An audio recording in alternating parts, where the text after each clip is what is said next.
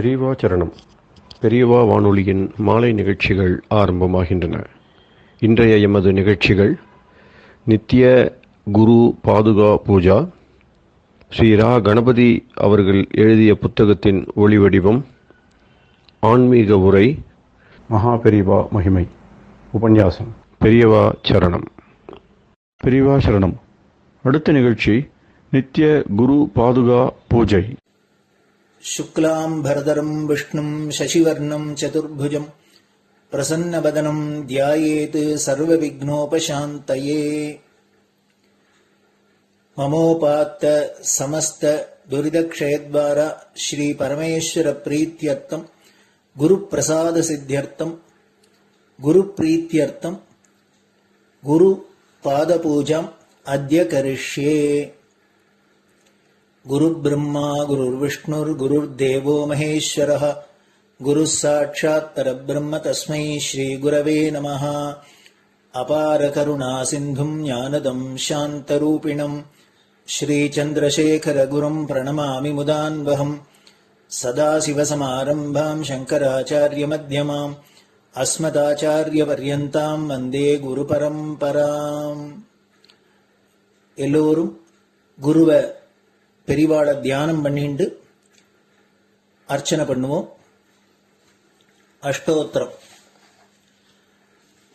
பெரியவா அஷ்டோத்திரம் பல அஷ்டோத்திரங்கள் இருக்கு. அதுல எளிமையா சுலபமா எது இருக்கோ அதை நான் இப்ப சொல்றேன். எல்லோரும் இதை கேட்டுண்டே திருப்பி சொல்ல முடிஞ்சுவா சொல்லி சொல்லி பெரிவாளுக்கு பாதத்துல ஒவ்வொரு புஷ்பத்தை அர்ச்சனை பண்ணலாம். ओम श्री कांची कामकोटि पीठाधीश्वराय नमः. श्रीमत् चंद्रशेखरेन्द्र सरस्वती गुरुभ्यो नमः. संन्यासाश्रम शिखराय नमः. काषाय दंडधारिणे नमः. सर्वपीठापहारिणे नमः. स्वामिनाथ गुरवे नमः. करुणासागराय नमः.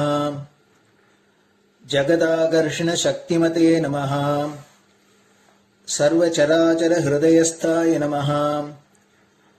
ओम भक्त परिपालक श्रेष्ठाय नमः. धर्म परिपालकाय नमः. श्री जयेन्द्र सरस्वत्याचार्याय नमः. श्री विजयेन्द्र सरस्वती पूजिताय नमः. शिवशक्ति स्वरूपाय नमः. भक्ताभीष्ट प्रदायकाय नमः. ब्रह्मण्य पोषकाय नमः. ब्रह्म विष्णु शिवैक्य स्वरूपाय नमः. कांची क्षेत्रवासाय नमः.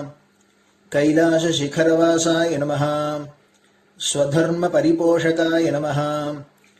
चातुर्वर्ण संरक्षकाय नमः.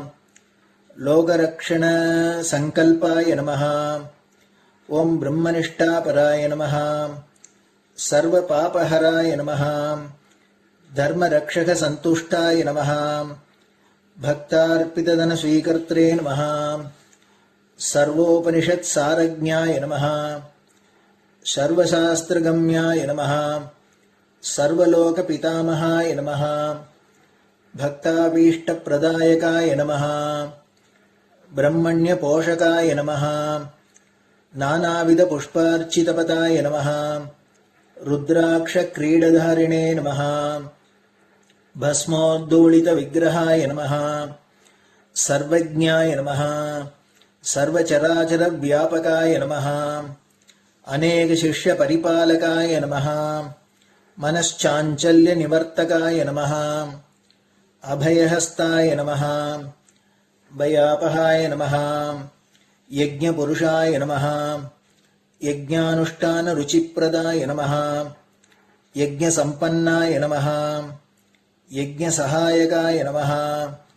यज्ञफलदाय नमः. यज्ञप्रियाय नमः. उपमानरहिताय नमः. स्फटिक तुलसी रुद्राक्ष हारधारिणे नमः. चातुर्वर्ण समदृष्टये नमः. ऋग्यजुस्साम अथर्वणादि चतुर्वेद संरक्षकाय नमः. दक्षिणामूर्तिस्वरूपाय नमः जाग्रत् स्वप्न सुषुप्ति अवस्थातीताय नमः कोटिसूर्यतुल्यतेजोमय शरीराय नमः साधुसङ्गसंरक्षकाय नमः अश्वगज गोपूजा निर्वर्तकाय नमः गुरुपादुकपूजातुरन्तराय नमः कनकाभिषिक्ताय नमः स्वर्णबिल्वदलपूजिताय नमः सर्वजीवमोक्षदाय नमः मूकवाक्ताननिपुणाय नमः नेत्रदीक्षादानाय नमः द्वादशलिङ्गस्थापकाय नमः गानरसप्रियाय नमः ब्रह्मज्ञानोपदेशकाय नमः सकलकलासिद्धिताय नमः चातुर्वर्ण्यपूजिताय नमः अनेकभाषासम्भाषण कोविताय नमः अष्टसिद्धिप्रदायकाय नमः ओम श्री शारदामठसुस्थिताय नमः नित्यान्नदानसुप्रीताय नमः प्रार्थनामात्रसुलभाय नमः पादयात्राप्रियाय नमः नानाविधमतपण्डिताय नमः श्रुतिस्मृतिपुराणज्ञाय नमः देवयक्षकिन्नरकिंपुरुषपूज्याय नमः श्रवणानन्दकरकीर्तये नमः दर्शनानन्दाय नमः अद्वैतानन्दभरिताय नमः अव्याजकरुणामूर्तये नमः शैव वैष्णवादिमान्याय नमः श्रीशङ्कराचार्याय नमः दण्डकमण्डलोहस्ताय नमः वीणामृदङ्गसकलवाद्यनाथस्वरूपाय नमः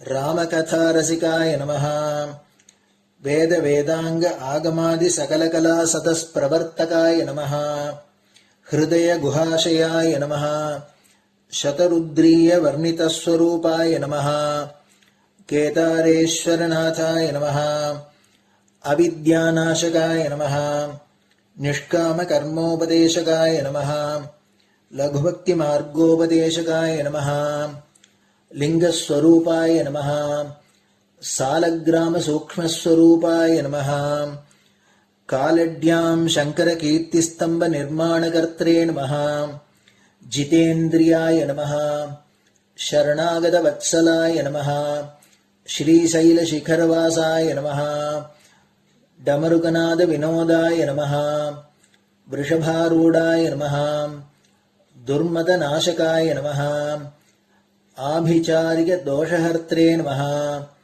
मिताहाराय नमः मृत्युविमोचकशक्त्याय नमः श्रीचक्रार्चनतत्पराय नमः दासानुग्रहकारकाय नमः अनुराधानक्षत्रजाताय नमः सर्वलोकख्यातशीलाय नमः वेङ्कटेश्वरचरणपद्मषट्पदाय नमः श्री महात्रिपुरसुन्दरी समेत श्री चन्द्रमौलीश्वर पूजाप्रियाय नमः श्रीमच्चन्द्रशेखरेन्द्र सरस्वती सद्गुरु परब्रह्मणे नमः गुरुभ्यो नमः परमगुरुभ्यो नमः परमेष्टिगुरुभ्यो नमः परात्परगुरुभ्यो नमः गुरुपरम्पराभ्यां नमः गुरुपादुकाभ्यां नमो नमः. அடுத்தது ஊதுபத்தி இருந்தா அதை காமிச்சு தூபம், நெய் தீபம் இருந்தா காமிச்சு அதை நெய் தீபம் தீபம் காமிச்சுட்டு நைவேத்தியம் வெத்தலைப்பாக்கு பழம் இதுலேருந்து ஆரம்பிச்சு அவளுக்கு எது சௌரியமோ அதுபடி நைவேத்தியம் பண்ணலாம். அதுக்கு அடுத்தது கற்பூர ஹாரத்தி பண்ணி எல்லோரும் பிரதட்சிண நமஸ்காரம் பண்ணி பெரியவாள்கிட்ட பிரார்த்தனை பண்ணிண்டு எல்லோரும் க்ஷேமமா இருக்கணும், லோகம் பரம மங்களமா சௌக்கியமா இருக்கணும், எல்லோரும் வியாதி வெக்க இல்லாத ஆயுராரோக்கிய ஐஸ்வர்யத்தோட சாந்தம் அமைதியோட ஞான வைராக்கியத்தோட எல்லோரும் நல்லவர்களாயிருந்து நன்மையை அடையணும்னு பிரார்த்தனை பண்ணி இந்த பூஜையை தினம் செய்யலாம். குரு பிரம்மா குருர் விஷ்ணுர் குருர் தேவோ மகேஸ்வரः குரு சாட்சாத் பரபிரம்ம தஸ்மை ஸ்ரீ குரவே நமஹ. அபார கருணா சிந்தும் ஞானதம் சாந்தரூபிணம் ஸ்ரீ சந்திரசேகர குரும் பிரணமாமி முதான்வகம். சதாசிவசமாரம்பாம் சங்கராச்சாரிய மத்யமாம் அஸ்மதாச்சாரிய பர்யந்தாம் வந்தே குரு பரம்பராம். குரு பாத பூஜை நிறைவடைஞ்சது. பெரியவா சரணம். பெரியவா சரணம். பெரியவா வானொலியில் நேயர்கள் அடுத்து கேட்க இருப்பது ஸ்ரீ ரா கணபதி அவர்கள் எழுதிய புத்தகத்தின் ஒளி வடிவம். அளிப்பவர் ஸ்ரீமதி உமா சங்கர் அவர்கள். தேனினும் இனிய சொல்லான் தீச்சுடர் மேனி கொண்டான் ஊனுயிர்க்குயிரதான ஒன்றினைக் கலந்து நின்றான் ஏனினிக் கவலை நெஞ்சே இன்றுனக் அருள் செய்தான் இஞ்ஞானவான் காமகோட்டி நாதனை நம்புவோமே. ஜெய ஜெய சங்கர ஹரஹர சங்கர. மகாபெரியவாளின் உபன்யாசங்களை ரா கணபதி அண்ணா தெய்வத்தின் குரல் என்ற பெயரில் 7 பாகங்களாக தொகுத்து நமக்கு அளித்ததின் 2ஆம் பாகத்தின் அடுத்த பகுதி. வேதம் முறை வேறாயினும் முடிவு ஒன்றே. சுருக்கமாக யஜ்ஞங்கள் என்றால் ஒவ்வொரு தேவதைக்கும் மந்திரத்வாரா ஆகூதிகளை அர்ப்பணம் பண்ணுவது என்று அர்த்தம். ஒரு விதத்தில் அந்த மந்திரங்களே தேவதா ஸ்வரூபமாகவும் இருக்கின்றன. இன்னொரு விதத்தில் ஆகூதி செய்யப்படும் திரவியங்களைப் போலவே இந்த மந்திராட்சரங்களும் தேவதைகளுக்கு ஆகாரம் மாதிரி ஆகி அவற்றின் சக்தியை விருத்தி பண்ணுகின்றன. மந்திரம் என்பது இப்படி மல்டிபர்பஸ் பல நோக்கங்கள் உள்ளதாக இருக்கிறது. நாம் வரி கொடுக்கிறோம், அவையெல்லாம் ஒரே ராஜாங்கத்துக்கு போகிறவைதான். ஆனாலும் தொழில் வரி, நிலவரி, மோட்டார் வரி என்று பல வரிகளை செலுத்தும் போது ஒவ்வொன்றுக்கும் ஒவ்வொரிடம் இருக்கிறது. ஒவ்வொன்றுக்கும் தனியாக முத்திரை கடிதாசு இருக்கிறது. அதுபோல ஒவ்வொரு கர்மாவுக்கும் மந்திரம், தேவதை, திரவியம், காலம் எல்லாம் தனித்தனியே இருக்கின்றன. இப்படி ஒவ்வொன்றுக்கும் கிரமம் வேறு வேறாக இருந்தாலும் எல்லாவற்றுக்கும் பரம தாத்பர்யம் பரமேஸ்வரனுக்கு அர்ப்பணம் பண்ணுவதுதான். வெவ்வேறு ஆபீஸில் டாக்ஸுகளை கட்டினாலும் ஒரே கவர்மெண்ட்டுக்கு போகிறது என்ற அறிவு நமக்கு இருக்கிற மாதிரி பல தேவதைகளை உத்தேசித்து வெவ்வேறு யஜ்ஞங்கள் செய்தாலும் எல்லாம் ஒரே பரமேஸ்வரனை சேர்கிறது என்ற ஞானத்தோடு பாவத்தோடு செய்ய வேண்டும். நாம் செலுத்துகிற வரி கணக்குகளையும் இப்படி வரி செலுத்துகிற நம்மையுமே கூட ராஜாவுக்கு அல்லது குடியரசானால் ராஜாங்க தலைவருக்கு தெரியாது. பரமேஸ்வரனாகிய ராஜாவுக்கோ நம் ஒவ்வொருவர் விஷயமும் நமக்கே தெரிவதை விட நன்றாக தெரியும். யஜ்ஞரூபமான நம்முடைய கர்மா வரியை சரியாக கொடுக்கிறோமா என்ற கணக்கும் அவனுக்கு தெரியும். அவனை ஏமாற்ற முடியாது. ஒவ்வொரு யாக கர்மாவுக்கும் இவ்விதமாக மந்திரம், திரவியம், தேவதை என்ற 3 உள்ளன. வாயில் மந்திரம், கையில் ஆகூதி பண்ண வேண்டிய திரவியம், மனசில் தேவதையின் தியானம். ஜெய ஜெய சங்கர ஹரஹர சங்கர.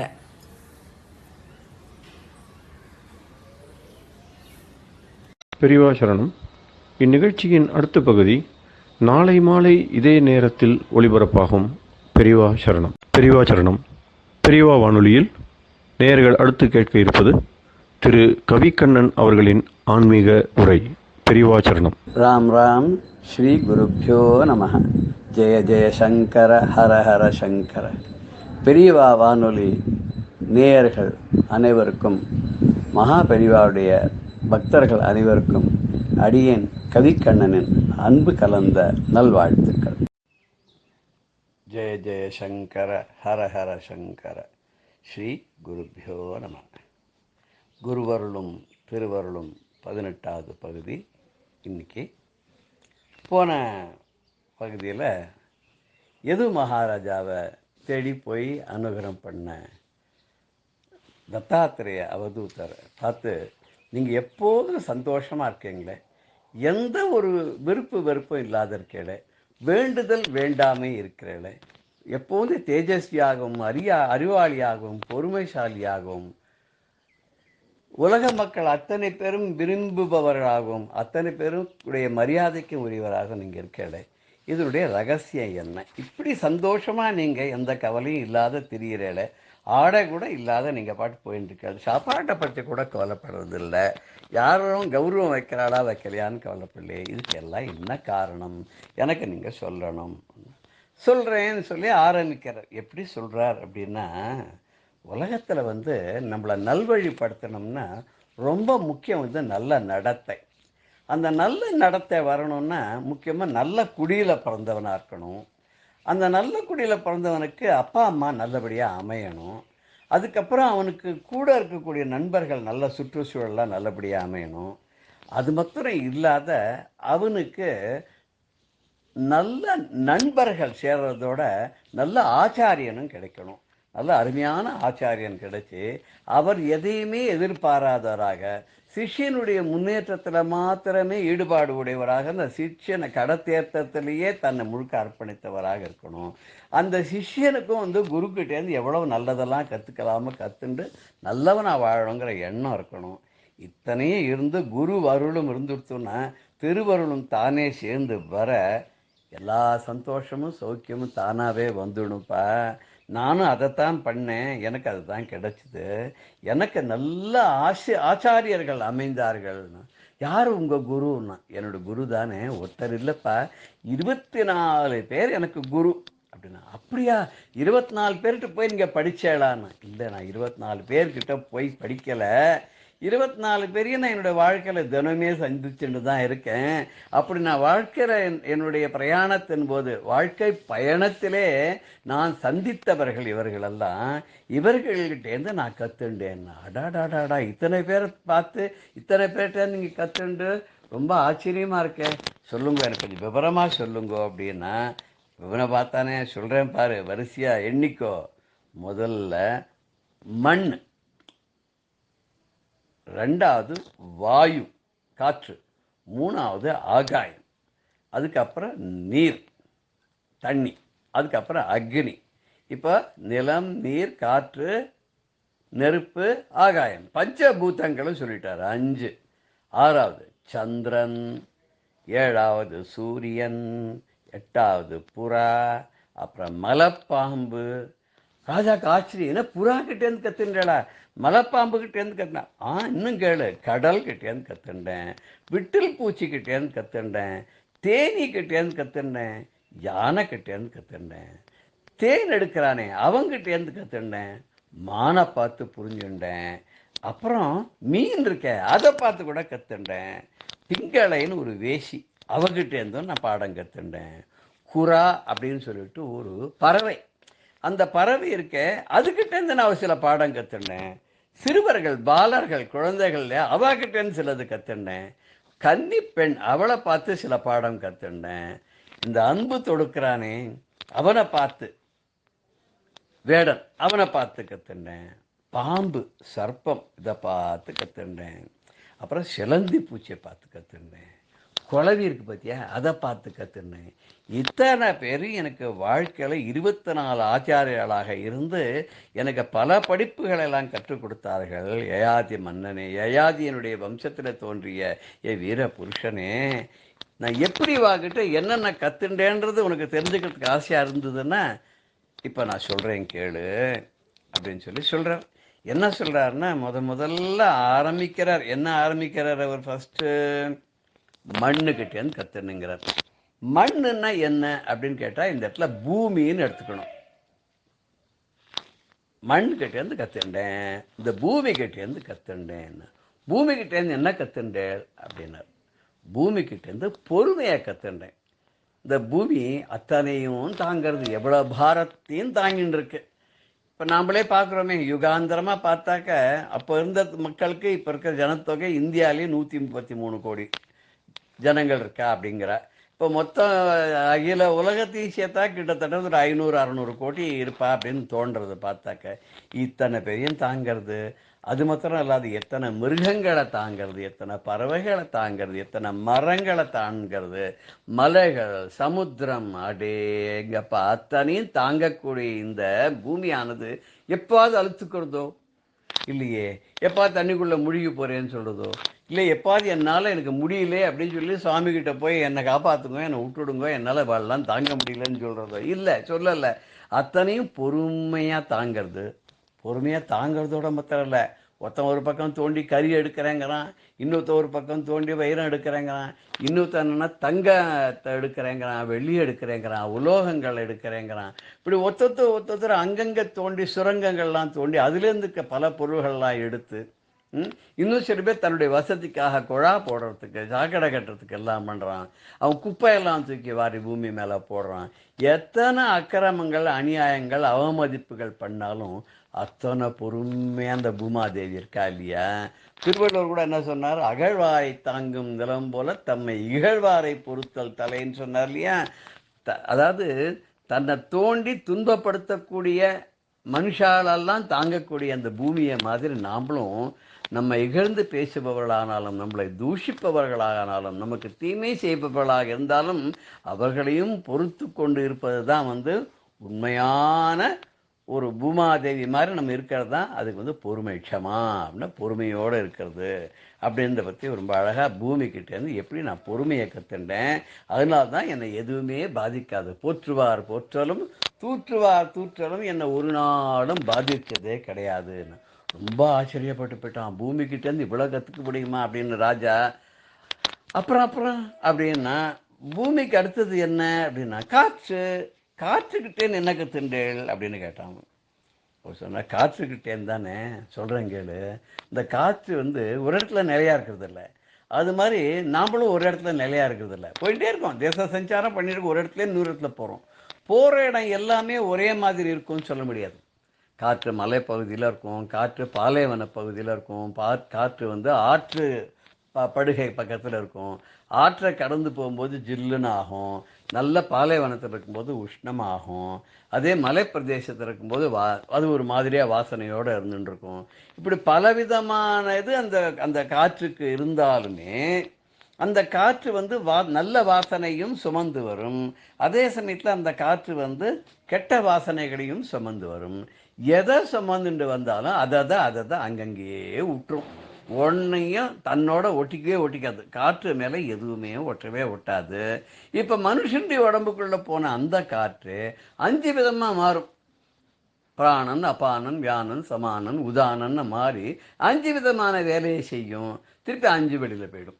இந்த 5ல் 4 வெளியில் போனால் புதுசாக வந்துட்டே இருக்கும். அந்த 5ஆவது ஒன்று பிராணன்னு ஒன்று இருக்கு இல்லையா?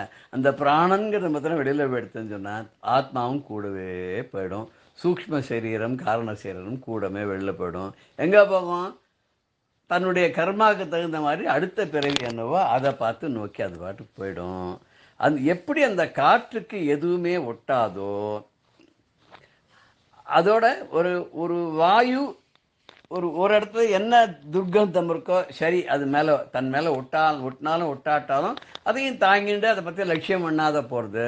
நல்ல ஒரு வாசனையான இடத்து வழியாகவும் போகிறது, உஷ்ணமான இடத்து வழியாகவும் போகிறது, குளிரான இடத்து வழியாகவும் போகிறது.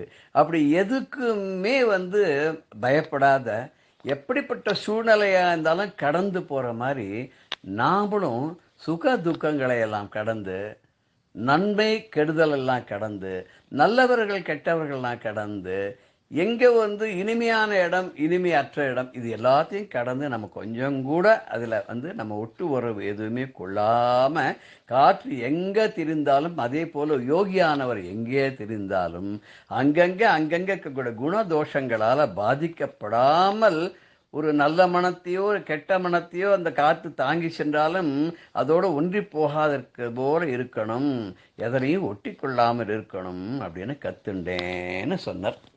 ராஜா பார்த்தான், அடாடாடாடா, ஒரு காற்றுக்கிட்டேருந்து இவ்வளோ கற்றுக்க முடியுமா?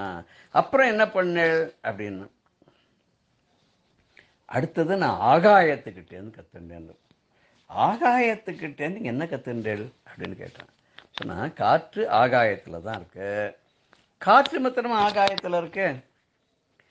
ஆகாயத்தில் மேகங்கள் இருக்கு, அந்த ஆகாசங்கிறத வெட்ட வெளியில தான் அண்ட கோளங்கள் எல்லாமே இருக்கு. இப்படி எல்லாமே அங்கே இருக்கு.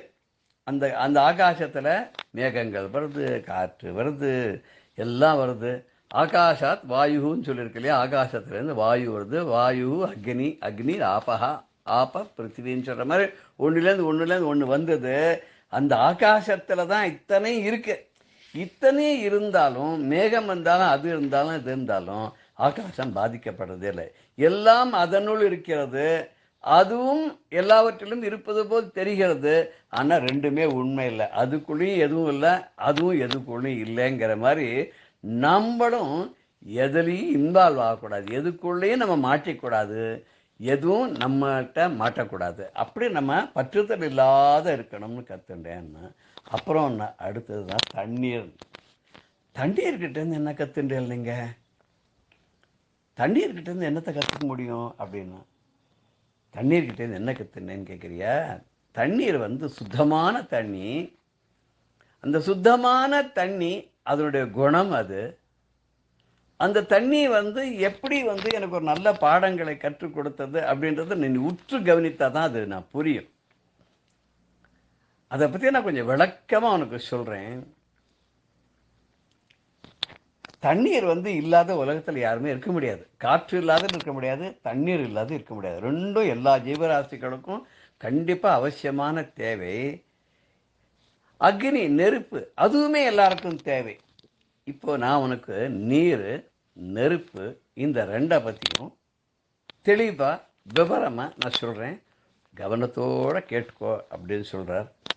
அவர் என்ன சொல்கிறார், எப்படி சொல்கிறார்? தண்ணீர்கிட்டேருந்து என்ன கற்றுண்டார், நெருப்புக்கிட்டேருந்து என்ன கற்றுண்டார்? நமக்கும் கேட்கணும், தெரிஞ்சுக்கணும்னு ஆசையாக இருக்கு இல்லையா? கொஞ்சம் பொறுப்போமா?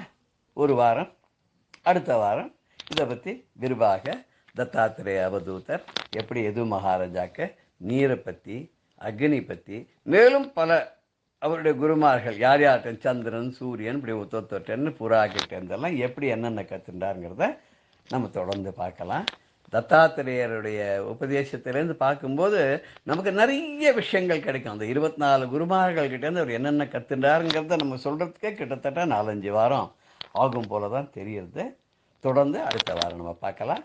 ஜெய ஜெயசங்கர, ஹர ஹர சங்கர, ஸ்ரீ குருபியோ நம. பெரியவா சரணம். இந்நிகழ்ச்சியின் அடுத்த பகுதி நாளை மாலை இதே நேரத்தில் ஒளிபரப்பாகும். பெரியவா சரணம். பெரியவா சரணம். அடுத்த நிகழ்ச்சி மகா பெரியவா மகிமை உபன்யாசம். வழங்குபவர் பிரம்மஸ்ரீ கணேச சர்மா அவர்கள். அபார கருணா சிந்தும் ஞானதம் சாந்தரூபிணம் ஸ்ரீ சந்திரசேகர குரும் பிரணமாமி முதான்மகம். கருணை கடலான காஞ்சி மகா பெரியவா தன்னோட யாத்திரையில் கர்நாடகத்தில் ஹம்பிங்கிற இடத்துல இருக்கா. அந்த ஹம்பியில் இருக்கிறதே இந்திரா காந்தி தரிசனம் பண்ணிண்டா. இந்த இந்திரா காந்தி அப்போ பதவியில் இல்லை, அப்போது மொரார்ஜி தேசாய் பிரைம் மினிஸ்டராக இருந்தார். ஜனதா கவர்மெண்ட் நடந்திருந்தது. இந்திரா காந்தி அதுக்கு முன்னாலேயும் காஞ்சிபுரத்தில் 2 தடவை தரிசனம் பண்ணியிருக்கா. ரொம்ப அசாத்திய பக்தி, பெரியவாள்கிட்ட அப்படி ஒரு அச்சஞ்சல பக்தி அந்த அம்மாவுக்கு. பெரியவா கையை தூக்கி ஆசீர்வாதம் பண்ணினா. அந்த கையை தூக்கி ஆசீர்வாதம் பண்ணினத்தினாலேயே என்ன பண்ணா, தன்னோட சின்னத்தையே மாத்தின்னு தன்னோட கட்சியோட சின்னத்தை கை சின்னமா மாத்தின்டா. அது பெரியவாளோட அனுகிரகம் பண்ணின கை அப்படிங்கிறதுனால தன்னோட கட்சிக்கு சின்னத்தையே மாத்தின்டா. அப்படி ஒரு பக்தி, அபாரமான பக்தி. அரசியல் தலைவர்கள்ல இந்த இந்திரா காந்திக்கும் எம்ஜிஆருக்கு பக்தவத்சலம் முதலான பல பேருக்கும் ரொம்ப தீவிரமான பக்தி. எல்லாருக்குமே நிறைய தலைவர்களுக்கு பக்தி உண்டு அப்படின்னா கூட இவாளெல்லாம் குறிப்பிட்டு சொல்ற அளவுக்கு, அந்த அளவுக்கு ஒரு தீவிரமான பக்தி இந்த அம்மா தரிசனம் பண்ணிண்டா. அதுக்கு முன்னால இருந்த தரிசனங்கள்லாம் பெரியவா பேசல. இப்போ இந்த ஹம்பியில தரிசனம் பண்றதே பேச முடியுமா இருந்தது, பேசிந்தா. பெரியவா என்ன பண்ணா, அதுக்கு பெரியவா சொல்றா ஏன் பேசினா அப்படின்னா, அந்த அம்மா பதவியும் எடுத்து பதவியும் போனதுனால அதுக்கு முன்னால இருந்த தன்னோட ஆட்சியில என்ன பண்ணிட்டா, அந்த எமர்ஜென்சி அப்படிங்கிற ஒரு விஷயத்தை கொண்டு அதில் ரொம்ப அவளுக்கு சில கஷ்டங்கள், எல்லாருக்கும் பல பேருக்கு பல கஷ்டங்கள் ஏற்பட்டு இவாளுக்கு ஒரு கெட்ட பேர் வர முடியுமா ஆயிடுத்து. அந்த தாபம்லாம் இருந்தது. அதுக்கப்புறம் என்ன ஆயிடுத்து, அதுலேயே எலெக்ஷனில் தோத்து போய் வேற கவர்மெண்ட் வந்து இந்த அம்மாவுக்கு திரும்பி அதே சிரமங்கள்லாம் வந்தது. இந்த அம்மா ஒரு காராகிரகத்தில் வாசம் பண்ணுறப்பெல்லாம் கூட இருந்தது. அதெல்லாம் ஆகிதான் இப்போ பெரியவாள்கிட்ட வந்து தரிசனம் பண்ணுற. அப்படி தரிசனம் ஒரு சிரமப்பட்டுட்டு வந்திருக்கிறதுனால ஒரு ஆறுதலுக்கு வாய் வார்த்தை பேசணும் அப்படின்ட்டு தான் பெரியவா அங்கே ஆறுதலுக்கு அந்த அம்மாட்ட பேசினது. பதவியில் இல்லை, இப்போ வந்திருக்கிறதே பெரியவாள்கிட்ட மனம் விட்டு பேசினா. பெரியவா சொல்கிறா பின்னால் ஏகாமிரத்திட்ட சொல்லிட்டு, அவள் பாவம் மனசு நொந்து போய் வந்திருக்கா, சிரமப்பட்டு வந்திருக்கா, அதனால ஆறுதலாக இருக்கட்டுமேனு நான் எப்படி இருக்கேன்னு, க்ஷேமா இருக்கியா சௌக்கியமாக இருக்கான்னு விசாரித்தேன். அதுக்கப்புறம் நான் இப்படி 1-2 தான் வார்த்தை விசாரித்தேன். அவள் தான் 1 மணி நேரத்துக்கு மேலே தன் மனசை திறந்து எல்லாத்தையும் கொட்டி தீர்த்துட்டு அழுதுட்டு போகிறா அப்படின்னு பெரியவா சொன்னான். அப்போ பெரியவா கேட்குறா, என்ன பண்ண போகிற அப்படின்னு. குழந்தைகள்லாம் சௌக்கியமாக இருக்கா, நீ என்ன பண்ண போகிற அப்படின்னு கேட்குறது. அந்த அம்மா பிரார்த்தனை பண்ணா, மகாராஜு உலகத்துக்கே அனுகிரகம் பண்ணுறேள், ஆசீர்வாதம் பண்ணுறேள், அதனால் உலகத்துக்கு ஆசீர்வாதம் பண்ணணும், நாட்டு ஜனங்கள்லாம் சௌக்கியமாக இருக்கணும், எல்லாருக்கும் ஆசீர்வாதம் பண்ணணும் அப்படின்னு பிரார்த்தனை பண்ணிட்டான். இந்த பிரார்த்தனை பெரியவாளுக்கு ரொம்ப திருப்தியாக இருந்தது. உடனே பெரியவாட்ட கேட்குறான், ஏன் உனக்கும் உன் குழந்தைகளுக்கு என் ஆசீர்வாதம் வேண்டாமா? உன் குழந்தைகள் க்ஷேமமாக இருக்கா எப்படி இருக்குன்னு கேட்டாக்க, நீ பெரியவா எல்லாருக்கும் ஆசீர்வாதம் பண்ணும், நாட்டு மக்களுக்கெல்லாம் ஆசீர்வாதம் பண்ணும், உலகத்துக்கே ஆசீர்வாதம் பண்ணணும்னு கேட்குறியே, ஏன் உனக்கு வேண்டாமா, உன் குழந்தைகளுக்கு என் ஆசீர்வாதம் வேண்டாமா அப்படின்னா, அதுக்கு அந்த அம்மா சொன்ன பதில் இன்னும் அழகாக இருந்தது. இந்திரா காந்தி சொன்னா, இல்லை, இந்திய ஜனங்களுக்கு நாட்டு மக்களுக்கு இந்த உலகத்தில் உள்ள எல்லாருக்கும் பெரியவா ஆசீர்வாதம் பண்ணணும்னு நான் பிரார்த்தனை பண்ணிட்டு விட்டேன்னா, பெரியவா அனுகிரகம் பண்ணிட்டாக்க இந்த நாட்டில் உள்ள பிரஜைகளில் நானும் என் குழந்தையும் அடக்கம் தானே, நானும் என் குடும்பம் என் குழந்தை இல்லாமல் அடக்கம்தான். அதனால இந்த நாட்டில் எல்லாருக்குமே அனுகிரகம் பண்ணணும், லோகத்தில் உள்ள எல்லாருக்குமே அனுகிரகம் பண்ணணும்னு பிரார்த்தனை பண்ணிவிட்டா, அந்த லோகத்தில் உள்ள ஜனங்களில் ஜீவராசியில் நானும் ஒன்றும் என் குடும்பம் ஒன்றும் என் குழந்தையோட ஒன்றும், அதனால இது எங்களுக்கும் கிடைச்சிடும். அதனால எங்களுக்கு ஸ்பெஷலாக தனியாக கேட்கணுங்கிற அவசியம் இல்லை, எல்லாரும் சேர்ந்து பொதுவில் பிரார்த்தனை பண்ணிவிட்டா எனக்கும் கிடைச்சிடும் அப்படின்னா, இதுதானே நமக்கும் சாஸ்திரங்கள்லாம் சொல்லித்தருது. லோகா சமஸ்தா சுகினோ பவந்து அப்படின்னு உலகத்தில் உள்ள எல்லாரும் இருக்கணும். இன்னும் வேதத்தில் பார்த்தீங்கன்னா இன்னும் 2 கால் பிராணிகள் 4 கால் பிராணிகள்லேருந்து எல்லாரும் க்ஷேமா இருக்கட்டும் அப்படின்னு தான் நமக்கு வேதமே பிரார்த்தனை பண்ணுறது. சமஸ்த ஜீவராசிகளும் க்ஷேமமாக இருக்கணும் அப்படின்னு சொல்றது. லோகா சமஸ்தா சுகினோ பவந்து, உலகத்தில் எல்லாருமே க்ஷேமா இருக்கட்டும் அப்படின்னு பிரார்த்தனை பண்ணுறதெல்லாம் நமது சனாதன மதத்தோட தனி சிறப்பு. அப்படி வேதம் சொல்றது சாஸ்திரம் சொல்றதுதான் இந்த அம்மாவும் சொன்னா, பெரியவா ஆசீர்வாதம் எல்லாருக்கும் எடுத்துனாலே அதுல நாங்களும் அடக்கம்தான், அதனால எங்களுக்கும் அது அவசியம் கிடைச்சிடும் அப்படின்னு பிரார்த்தனை பண்ணினா. அப்படி இருக்கிறதே அந்த அம்மா தரிசனம் பண்ணிட்டு போனா. இதெல்லாம் பின்னால பெரியவா சொல்றா, அவளுக்கு அப்படி ஒரு நல்ல புத்தி வந்துருத்து. முன்னால ஏதோ தப்பெல்லாம் பண்ணியிருந்தா கூட, ஏதோ இந்த எமர்ஜென்சி சமயத்தில் அதெல்லாம் டிக்ளேர் பண்ணி ஏதோ சில தவறுதல் நடந்திருந்தா கூட, மனுஷாளுக்கு உலகத்தில் எப்பொழுதுமே தவறுதல் அப்படிங்கிறது, தப்பு பண்ணுறதுங்கிறது சகஜம். ஆனால் அந்த தப்புக்கு அப்புறம் நாம் திருந்திட்டோம்னா அதுதான் நல்லவாளுக்கு அழகு, அதுதான் உசந்த குணம். அதைத்தான் நீங்கள் பெரியவா சொல்கிறா, கொண்டாடுறா. இப்போ எல்லாருக்கும் சேர்ந்து அனுகிரகம் பண்ணும், லோகமே க்ஷேமா இருக்கணும் பிரார்த்தனை பண்ணிட்டு போறா அப்படின்னு சொல்லிட்டு வந்தா. அப்படி அந்த இடத்துல அவ வந்து தரிசனம் பண்ணிட்டா. அப்போ விருபாட்சீஸ்வரர் கோவிலில் இருக்கிறதுக்கு தான் பெரியவாளோட குரு பரமகுருவோட ஆராதனை வந்தது. சிவராத்திரி வந்தது, மகாசிவராத்திரி. மகாசிவராத்திரிக்கு பெரியவா என்ன பண்ணினா, இந்த ஏகாம்பரம் அவர்கிட்டையும் சிம்சன் வைத்தா அப்படின்னு ஒரு பக்தர் பெரியவாள்கிட்ட கைங்கரியம் பண்றவர். இந்த சிம்சன் வைத்தாவையும் இந்த ஏகாம்பரத்தினும் சொல்லி ஒரு டின்னு நல்லெண்ணெய் வாங்கிட்டு போய் சொல்லி, அந்த வடவே லிங்கம் அப்படின்னு பெரிய லிங்கம், தஞ்சாவூர் பிரதீஸ்வரர் மாதிரி இருப்பார், அந்த வடவே லிங்கத்துக்கு எண்ணெயெல்லாம் சேர்த்து ஒரு டின் எண்ணெய் வேணும் அப்படின்னா அது எத்தனாம் பெரிய சுவாமியாக இருக்கணும். அந்த சுவாமிக்கு அபிஷேகம் எல்லாம் பண்ணி சிவராத்திரி பூஜை இங்கே பண்ண சொன்னால், இந்த பெரியவாளோட குரு பரமகுரு ஆராதனை வரும். சிவராத்திரியை ஒட்டி பெரியவாளோட குரு பரமகுரு 2 பேரோட ஆராதனை வரும்.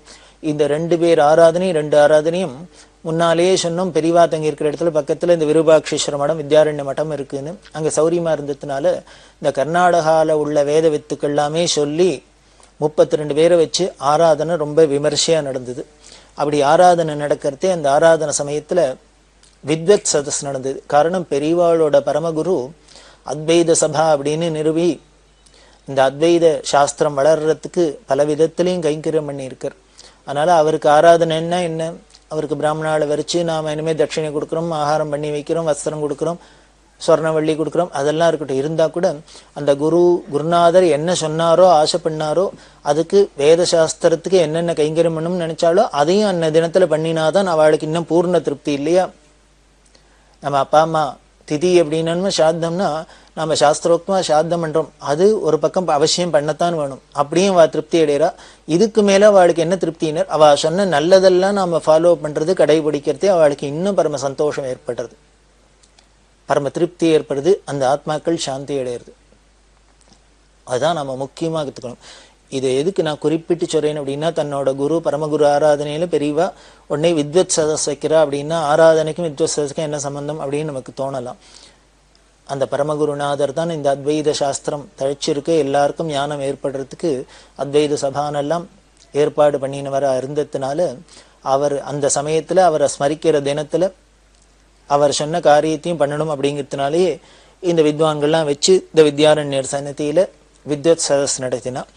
அதுல வித்வான்களுக்கெல்லாம் சம்பாதனை பண்றதுக்கு ஷாண்டூர் ராஜா குடும்பம் அவ வந்திருந்தா. யுவராஜாக்கள்லாம் வந்து எல்லாருக்கும் சால்வை எல்லாம் போத்தி சம்பாவனை எல்லாம் பண்ணி எல்லாம் பண்ணினா.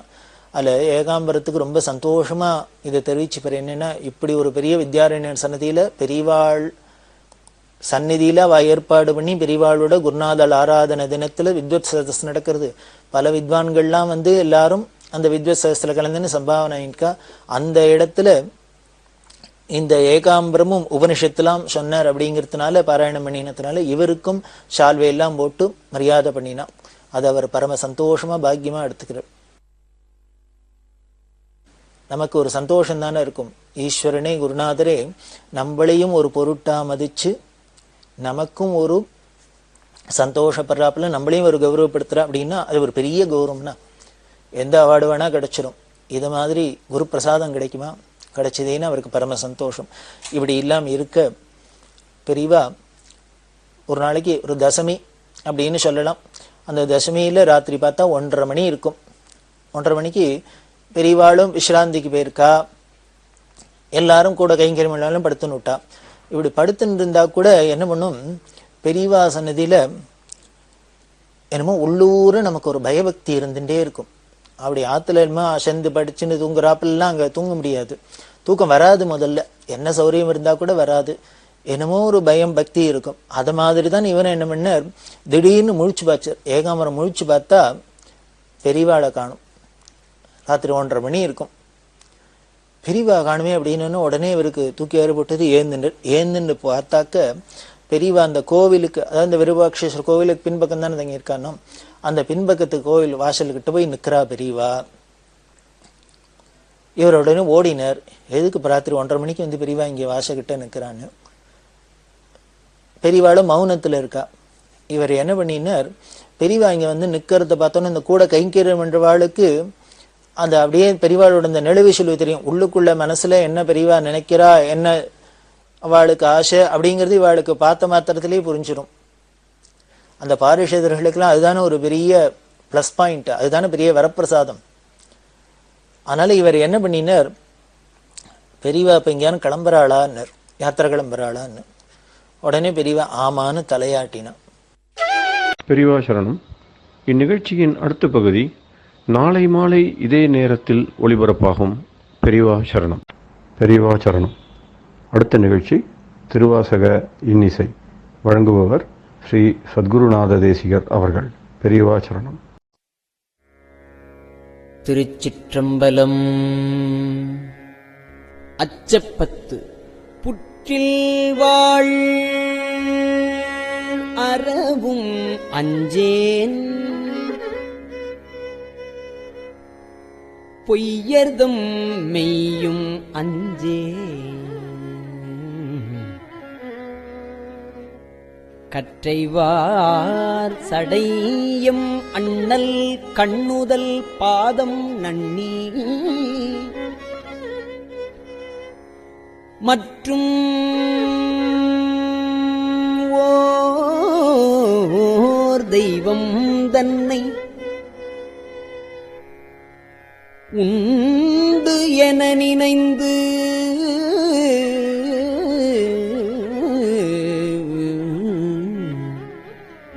எம்பெம்மார்க்கு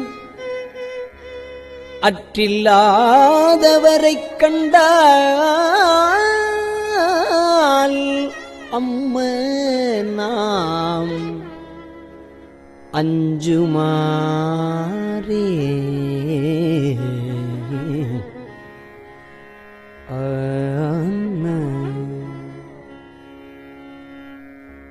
வெறுவரேன் வேட்கை வந்தால் வினைக்கடல் ஒளினும் அஞ்சேன். வெறுவரேன் வேட்கை வந்தால் வினைக்கடல் ஒளினும் அஞ்சேன். வெறுவரேன் வேட்கை வந்தால் வினைக்கடல் கொளினும் அஞ்சேன். இருவரால் மாறு காணா எம்பிரான் தம்பிரானாம் திருவுரு அன்றி மற்றோர். திருவுரு அன்றி மற்றோர் தேவர் எத்தேவர் என்ன. திருவுரு அன்றி மற்றோர் தேவர் எத்தேவர் என்ன. அறுவராதவரை கண்டால் அறுவராதவரை கண்டால் அம்மனாம் அஞ்சுமாறே. வன்புலால் வேலும் அஞ்சேன் வளைக்கையார் கடைக்கண் அஞ்சேன். என்பலாம் உருக நோக்கி அம்பலத்தாடுகின்ற என் பொல்லாமணியை ஏத்தி.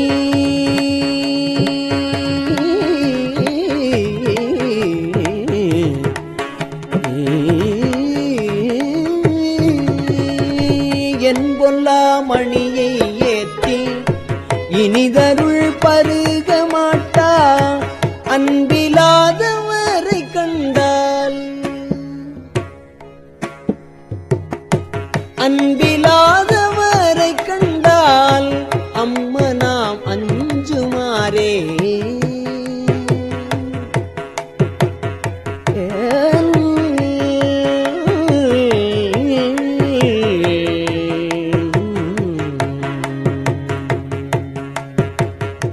கிளியனார் கிளவி அஞ்சேன் அவர்கிரி முறுவல் அஞ்சேன். வெளிய நீராடும் மேனி வேதியன் பாதம் நன்னி துளியுலாம் கண்ணராகி தொழுது அழுதுள்ளம் நெக்கிங்கு அழியிலாதவனை கண்டால் அம்மனாம் அஞ்சுமாறே.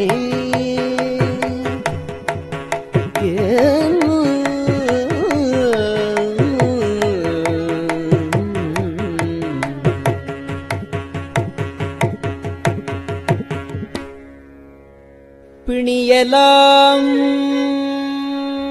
வரினும் அஞ்சேன். பிறப்பினோடு இறப்பும் அஞ்சேன்.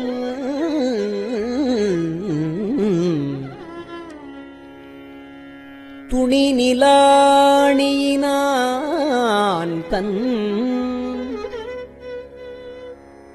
தொழும்பரோடு அழுந்தி அம்மா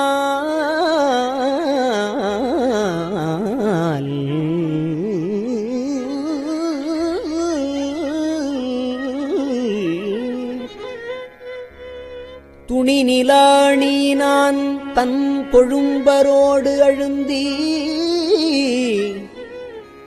அம்மாள் திணி நிலம் பிளந்தும் காணா சேவடி.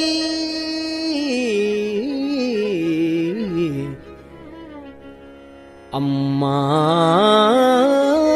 திணி நிலம் பிளந்தும் காணா சேவடி பரவி வெண்ணீரு அணிகிலாதவரைக் கண்டால் அம்ம நாம் அஞ்சுமாறே. வெண்ணீர் அணிகிலாதவரைக் கண்டால் அம்ம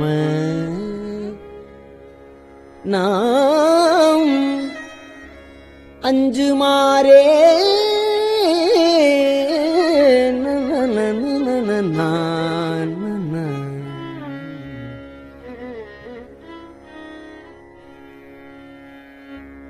வாழுலாம் எரியும் அஞ்சேன் வரை புரண்டிடினும் அஞ்சேன் வாழுலாம் எரியும் அஞ்சேன் வரை புரண்டிடினும் அஞ்சேன் தோளுலாம் நீற்றன் ஏற்றன் சொற்பதம் கடந்த அப்பன் வாழுலாம் எரியும் அஞ்சேன் வரை புரண்டிடினும் அஞ்சேன் தோளுலாம் நீற்றன் ஏற்றன் சொற்பதம் கடந்த அப்பன் தாள தாமரைகள் ஏத்தி தடமலர் புனைந்து நெய்யும் ஆளலாதவரை கண்டால் ஆளலாதவரை கண்டால் அம்மனாம் அஞ்சுமாறே தகைவிலா பழியும் அஞ்சேன் தகைவிலா பழியும் அஞ்சேன் சாதலை முன்னம் அஞ்சேன் புகைமுகன் தெரிகை வீசி பொலிந்த அம்பலத்துளாடும் முகை நகை கொன்றை மாலை முகை நகை கொன்றை மாலை முன்னவன் பாதம் ஏத்தி அகம் நெகாதவரை கண்டால் அகம் நெகாதவரை கண்டால் அம்மனாம் அஞ்சுமாறே தரிசரி களிரும் அஞ்சேன் தழல் விழி உழுவை அஞ்சேன் வெறிகமிழ் சடையன் அப்பன் விண்ணவர் நண்ணமாட்டா செறிதரு கழல்கள் ஏத்தி செறிதரு கழல்கள் ஏத்தி சிறந்தி நீதிருக்க மாட்டா அறிவிலாதவரை கண்டால் அறிவிலாதவரை கண்டால் அம்மனாம் அஞ்சுமாறே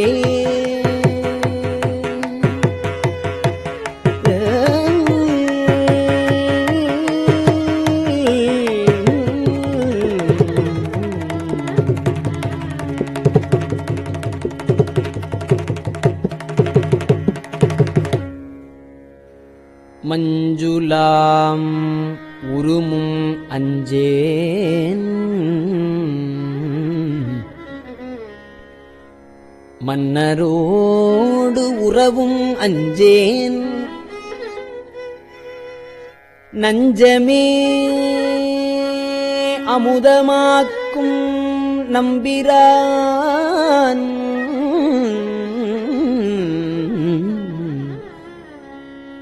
நஞ்சமே அமுதமாக்கும் நம்பிரான் எம்பிரானாய் செஞ்சவே ஆண்டு கொண்டான் திருமுண்டம் தீட்டமாட்டாது அஞ்சுவார் அவரைக் கண்டால் அம்ம நாம் அஞ்சுமாறே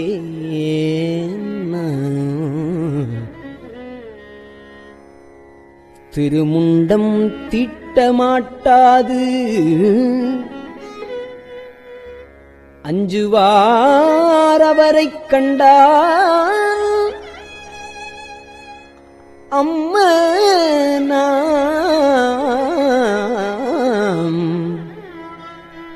அஞ்சுமாறே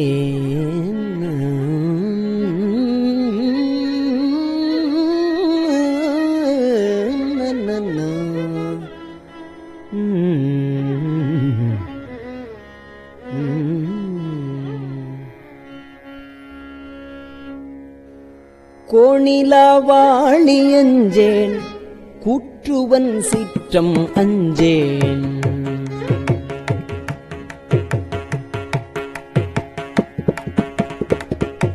கோணிலா வாழி அஞ்சேன் குற்றுவன் சீற்றம் அஞ்சேன் நீனிலா அணியினானை நினைந்து நைந்துருகினக்கு நீனிலா அணியினானை நினைந்து நைந்துருகினக்கு வானிலாங்கண்கள் சோர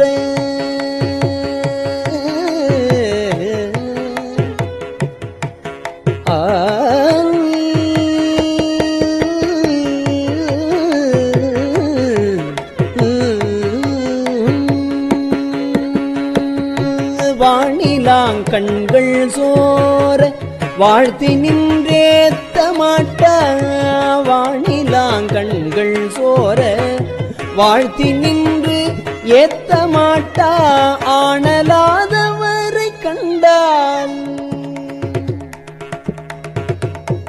ஆனலாதவரை கண்டால் அம்மனாம் அஞ்சுமாரே ஆனலாதவரை கண்டால் அம்மனாம் அஞ்சுமாரே அம்மனாம் அஞ்சுமாரே ஏன்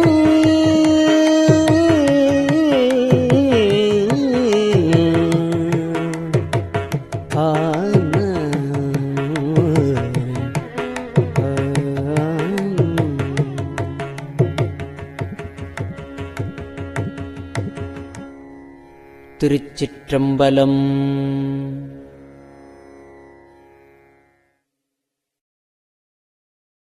பெரியவா சரணம். இந்நிகழ்ச்சியின் அடுத்த பகுதி நாளை மாலை இதே நேரத்தில் ஒளிபரப்பாகும். பெரியவா சரணம். பெரியவா சரணம். பெரியவா வானொலியின் இன்றைய நிகழ்ச்சிகளின் நிறைவாக திருப்பொன்னூசல் வழங்குபவர் சத்குருநாத தேசிகர் அவர்கள். பெரியவா சரணம். திருச்சிற்றம்பலம். திருப்பொன்னூசல். மூன்றங்கிலங்கு நயனத்தன் மூவாத வாந்தங்கு தேவர்களும் காணாமலர் அடிகள் தேன் தங்கு தித்தித்து அமுதூரி தான் தெளிந்தங்கு ஊந்தங்கு நின்றூருக்கும் உத்தர கோசமங்கை போந்தங்கு இடை மருது பாடி குலமஞ்சை போன்றங்கு அனநடையீர் பொன்னூசலாடாமோ போன்றங்கு அனநடையீர் பொன்னூசலாடாமோ.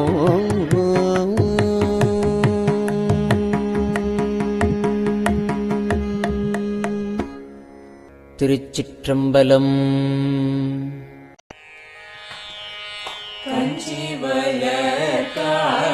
காமாட்சி தன் குழந்தாய் சங்கரரே கஞ்சி வளர் காமாட்சி தன் குழந்தாய் சங்கரரே குரு சந்திரசேகரரே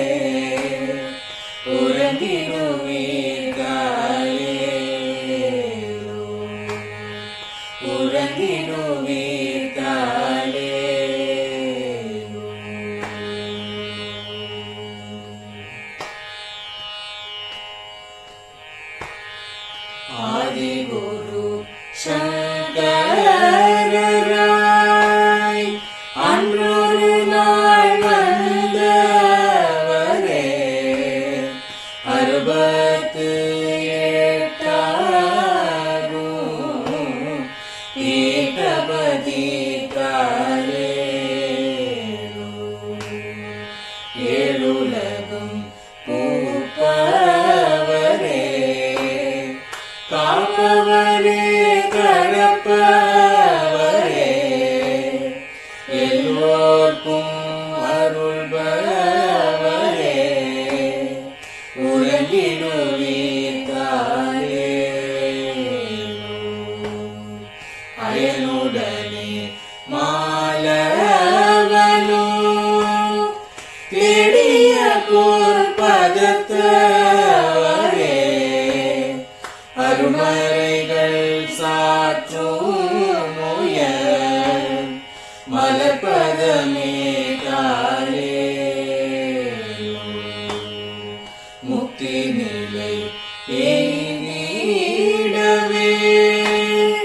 சக்தி தரும் சத்குருவே முக்தி நிலை எய்திடவே சக்தி தரும் சத்குருவே நித்தமெங்கள் நாவீசையில் நித்திரை கொள்தாயே நித்தமெங்கள் நாவீசையில் நித்திரை கொள்தாளே நித்தமெங்கள் நாவீசையில் நித்திரை கொள்தாளே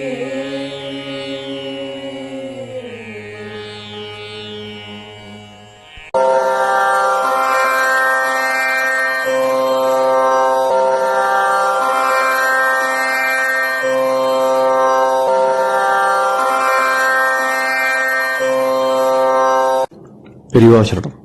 பெரியவா வானொலியின் மாலை நிகழ்ச்சிகள் இத்துடன் நிறைவடைகின்றன. எமது அடுத்த ஒளிபரப்பு நாளை காலை இந்திய நேரப்படி 6 மணிக்கு துவங்கும். பெரியவா சரணம்.